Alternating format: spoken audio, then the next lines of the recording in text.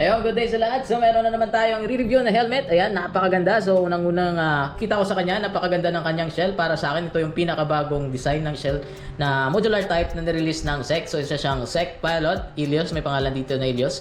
And then, yung kanyang stock na visor ay kulay gold na siya. So sa naghahanap or sa mahilig or naghahanap nga ng gold lens na ay hindi ka na bibili sa kung saan pa, ito yung para sa'yo kasi naka gold lens na yung stock niya, and then may free siya na clear visor. So syempre dahil SEC, hindi mawawala sa kanila yung kanyang pagka dual visor or dual visor. Ayan, nga pala, kapag binaba yung kanyang visor 1, 2, 3, 4, 5, meron siyang limang stopover, kumbaga 1, 2, 3, 4, 5. So ayan, meron siyang 5 na parang stop na pag binaba mo, meron ka mararamdaman ng parang mga gapo. Yan, yan. So, meron siyang 5. And then, ito yung looks niya. Tingnan natin at hawakan. So, unang-unang mapipil ko sa kanya, kapag hinawakan, kung i-compare lang na natin ito sa SEC Revolt, ay magkasing bigat lang sila. And then, kung nagtatanong ka, kung intercom ready, ayan.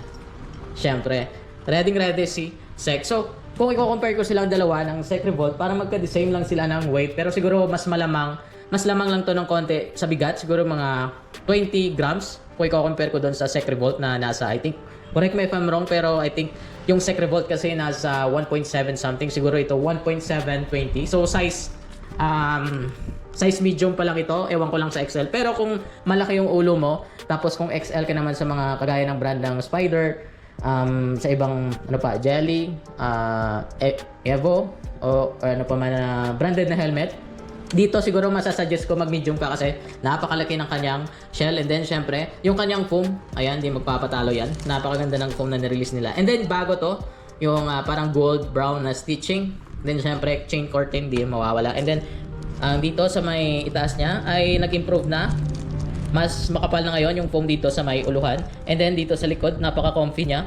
Yung sa likod na foam, kung nakikita niyo dyan, napaka-comfy. And then, dito naman, yung texture ng kanyang paddings ay parang kapareho na ngayon ng mga latest ng Spider, pero wala siyang tawag dito, emergency pull. Yun lang yung wala sa kanya. Pero ewan ko lang kung sa ibang modular type merong emergency pull, pero wala pa naman akong nakita. Usually sa full face yung may emergency pull dito na nakalagay dito kung nakita nyo sa mga pass. And then quick release yung kanyang lock. And then syempre meron siya mga stickers. And then kung pagbabasehan or i-base natin or i-compare natin doon sa SEC Revolt, yung kanilang foam ay iba from dito sa may uluhan pupunta dito. And then yung stitching, hindi sila magkapareho ng SEC Revolt V3. Kung meron or magkaroon tayo ulit ng SEC Revolt V3, siguro i-versus natin sila kung saan or kung ano yung mas bet mo. And then nga pala, before ko makalimutan, yung na-notice ko dito is yung kanyang spoiler dito sa likod. Ayan, meron siyang parang labasan ng hangin papasok dito, tapos may kumbaga parang winglet siya ng motor yung kanyang design. So yun lang yung nakita ko dito na unique na wala sa ibang tawag dito, sa ibang SEC na ni-release nila ay yung kanyang parang winglet na spoiler dito. Ayan, yung sa likod niya, yan yung itsura niya. So hindi naman tumahaba or fully review, at least nasabi natin, and then magkaroon kayo ng idea or choice kapag pumunta kayo sa mga shop or bibili kayo ng helmet or naghahanap kayo ng modular type helmet na latest. So ito yung masasuggest ko. And then sa mga mamalaking ulo dyan, so bagay po to sa inyo, kahit medium pa lang siya. Yung bumili kasi nito nung last week ay sabi niya daw sa Spider XL siya, pero dito medium lang is goods na sa kanya.